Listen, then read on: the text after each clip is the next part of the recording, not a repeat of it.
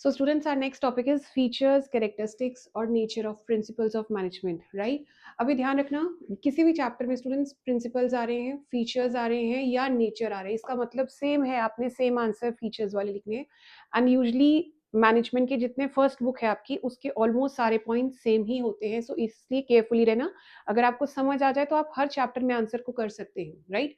अभी फर्स्ट आया universal applicability. अब कहते हैं जितने भी हमने प्रिंसिपल किए हैं, चाहे 14 प्रिंसिपल्स किए, चाहे साइंटिफिक के प्रिंसिपल्स किए, चाहे फ्यूल के प्रिंसिपल्स किए, राइट? अभी ये कहते हैं कि ये सारे प्रिंसिपल्स क्या है, यूनिवर्सल इन नेचर। यूनिवर्सल का मतलब क्या है? चाहे कोई स्मॉल टाइप किसी ऑर्गेनाइजेशन है, स्मॉल टाइप की है, लार्ज ऑर्गेनाइजेशन है, मैन्युफैक्चरिंग ऑर्गेनाइजेशन है, ट्रेडिंग ऑर्गेनाइजेशन है, school, college, hospital, any of the factory, किसी भी जगह के अंदर ये सारे प्रिंसिपल्स अप्लाई होंगे, राइट? चाहे गवर्नमेंट ऑर्गेनाइजेशन है, सोशल ऑर्गेनाइजेशन है। एंड इस प्रिंसिपल का अनदर नेम हम बाकी चैप्टर्स में भी ऑलरेडी पढ़ चुके हैं, इसे हम क्या बोलते हैं? प्रिंसिपल को परवेजिव। क्या बोलते हैं? परवेजिव। सो अगर आ जाए कि सारे प्रिंसिपल्स यूनिवर्सल हैं, या ये केस स्टडी में आ सकता है, या आ सकता है हर टाइप की organisation, small, big, manufacturing, trading, social organisation, business organisation, government organisation, अगर ये प्रिंसिपल वर्ड लिखा होता है, वो कह दे आइडेंटिफाई करो व्हाट इज द नेचर और फीचर, आपने आंसर क्या लिखना है? That is it is pervasive in nature, right? And ये प्लानिंग में भी आएगा, ऑर्गेनाइजिंग में भी आएगा, स्टाफिंग में भी, डायरेक्टिंग, कंट्रोलिंग, हर चैप्टर्स में आएगा ये, राइट? अभी second principle is, second feature is general guidelines. अब कहते हैं ये मैनेजमेंट प्रिंसिपल्स हमने स्टार्टिंग में जब 14 प्रिंसिपल्स किए, we have studied that these principle are general guidelines हैं, राइट? अभी कहते हैं these are broad guidelines to action, की काम करने के लिए कुछ गाइडलाइंस दिए हैं, तरीका दिए है। These cannot be use as tailor made tools, that means आप इसको रेडीमेड सोल्यूशन नहीं मांग सकते किसी भी प्रॉब्लम का। For example time study, motion study, या हमने पढ़ा टीम स्पिरिट की बात आई, या हमने डिसिप्लिन की बात की, तो भी कहते हैं कि ये क्या है? टेलर मेड टूल्स नहीं है। आप इसको ऐसा नहीं कर सकते कि हर सिचुएशन में भाई ये 14 प्रिंसिपल्स तो टेलर जी ने दिए थे, फ्योल ने दिए थे, और टेलर ने कुछ साइंटिफिक दिए थे, हम इनको फॉलो करना ही करना है, ऐसे नो। सो ऐसा नहीं होना चाहिए। these have to be adjusted as per the demand of the situation. जैसे situation आई, जैसे का काम आया, उसके accordingly you need to change these, because real business situations are very complex and dynamic. अभी टेलर एंड फ्योल ने तो principles दे दिए, बट बिजनेस इन्वायरमेंट हमने ऑलरेडी पढ़ा है चैप्टर 3 में कि business environment keep on changing. तो भी वो बहुत ज्यादा डायनेमिक है। डायनेमिक का मतलब क्या होता है?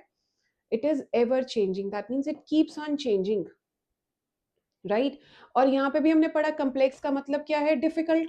सो अभी हमने यहाँ पे क्या कहा? डिफिकल्ट है, इट कीप्स ऑन चेंजिंग। इसलिए आप इन सारे प्रिंसिपल्स को जबरदस्ती जबरदस्ती कहीं थोप नहीं सकते, that these have to be as it is, कि टेलर जी ने बोला था, फ्योल अंकल ने बोला था, तो इसको ऐसे ही फॉलो करेंगे, no. So principles should be applied carefully as per the needs of organisation. Organisation की जैसी जरूरत होगी उसके अकॉर्डिंगली हम इन प्रिंसिपल्स को चेंज करें। Next is form by practice and experimentation. Practice and experimentation का मतलब क्या है? जितने भी ये प्रिंसिपल्स बने, आपने उनके ऊपर बार बार ये प्रिंसिपल्स फ्योल और टेलर ने कैसे लेकर आए, बार बार कुछ एनवायरमेंट्स में स्टडी की, कुछ एनवायरमेंट में कंडीशंस लगा के एक्सपेरिमेंट किए, उनको प्रैक्टिस किया, एक्सपेरिमेंट्स करने के बाद उनको पता चला कि ये सारे principles can be bet applied in organisation, तो ऑर्गेनाइजेशन बेटर काम कर सकती है। देखिए क्या है, management principles are evolutionary in nature, that means they keep on evolving with the passage of time, उसमें चेंजेस आती रहती है। They are developed through observations of experimentation and experience of management thinkers। जो मैनेजमेंट के experts हैं, उन्होंने continuously कुछ observe किया ऑर्गेनाइजेशन में, नंबर वन, एक्सपेरिमेंट किए कुछ लेबर्स के ऊपर, स्टाफ के ऊपर, एम्प्लॉयज के ऊपर, एंड उनका कुछ एक्सपीरियंस पास्ट कुछ सालों का, उसके थ्रू उन्होंने ये सारे प्रिंसिपल्स निकाले, राइट? अभी ये तीनों वर्ड्स आ जाते हैं एंड दे से आइडेंटिफाई द नेचर, तो अपने नेचर में क्या है? प्रैक्टिस एंड एक्सपेरिमेंटेशन के थ्रू ये निकल कर आए। Students, our fourth principle is flexible. अब हमने क्या कहा? मैनेजमेंट के जितने भी प्रिंसिपल्स हैं, चाहे वो फ्यूल का प्रिंसिपल है, चाहे वो टेलर के प्रिंसिपल्स है, they are all flexible. Flexible का मतलब क्या है? They can be changed as per the circumstances. अब आप देखिए, जैसे रबर है, रबर यू कैन स्ट्रेच जितना मर्जी, है ना, जैसे जितना आपने खोलना है उतना खोल सकते हो, बट स्केल क्या है? रिजिड है। स्केल को आप टूट जाएगा अगर आप खींचोगे, तो राइट? अभी यहाँ पे क्या है? हमने यहाँ पे क्या कहा कि फ्लेक्सिबल जितने भी प्रिंसिपल्स हैं वो रिजिड नहीं है। रिजिड मतलब आप सेम प्रिंसिपल्स को हर जगह पे अप्लाई नहीं कर सकते, राइट? अभी हम रीड करें, management principles are not as rigid as that of pure science. जैसे हम साइंस के प्रिंसिपल्स कहते हैं चीज कोई नीचे हम फेंक रहे हैं, ग्रेविटेशन के कारण गिर रही है। Blue litmus paper turns into red, किसी कारण है, कोई एसिड डालते हो आप उसके कारण है। बट मैनेजमेंट प्योर साइंस की तरह नहीं है, they are flexible and can be modified. अभी ये इंपॉर्टेंट वर्ड है केस स्टडी के लिए। हमने क्या कहा, जितने भी मैनेजमेंट के प्रिंसिपल्स हैं आप उनको मॉडिफाई कर सकते हो सर्कमस्टांसिस के accordingly as per the changes in the business environment.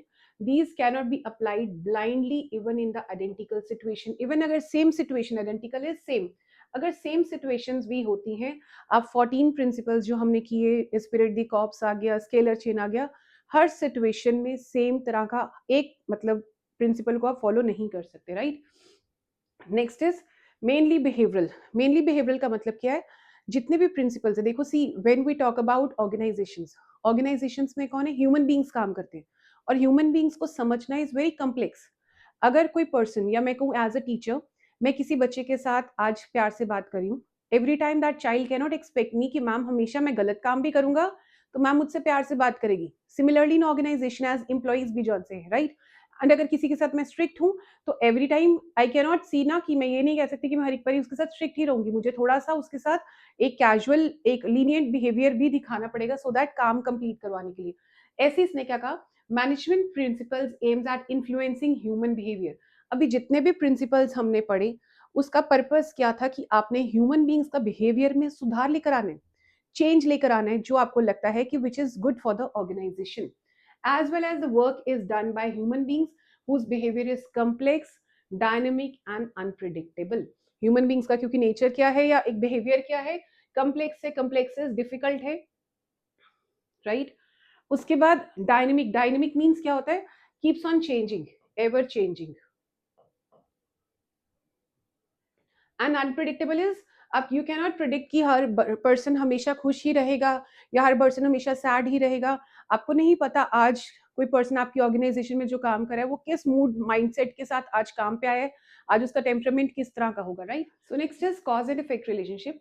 Management principles helps in predicting the outcome of managerial action. कि आप मैनेजमेंट कोई अगर एक्शन, कोई काम कर रही है, कोई एक्शन लेती है, तो प्रिंसिपल के साथ आप कोरिलेट कर सकते हो। They establish cause and effect relationship that can be used in similar situations. For example, if I say, हमने कहा काम को डिवाइड कर दो, ठीक है, लोगों में काम डिवाइड कर दो, टास्क को डिवीजन कर दो, जिसको हमने क्या बोला, डिवीजन ऑफ वर्क, फर्स्ट 14 का प्रिंसिपल, 14 प्रिंसिपल्स में से फर्स्ट प्रिंसिपल। अब आपको पता है अगर आप काम डिवाइड कर दोगे तो स्पेशलाइजेशन ऑटोमेटिकली हो जाएगी, राइट। ऐसे अगर मैंने एक प्रिंसिपल बोला, थर्ड डिसिप्लिन है, प्रिंसिपल इज डिसिप्लिन। अगर ऑर्गेनाइजेशन में ओबीडियंस हो रहा है रूल्स रेगुलेशंस को लेकर, तो पता ही है कि सारे ओबे कर रहे हैं तो काम अच्छी तरह से हो जाएगा।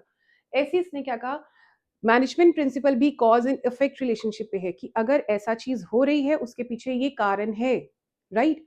Next is contingent. Contingent means which may और मे नॉट हैपन, ठीक है।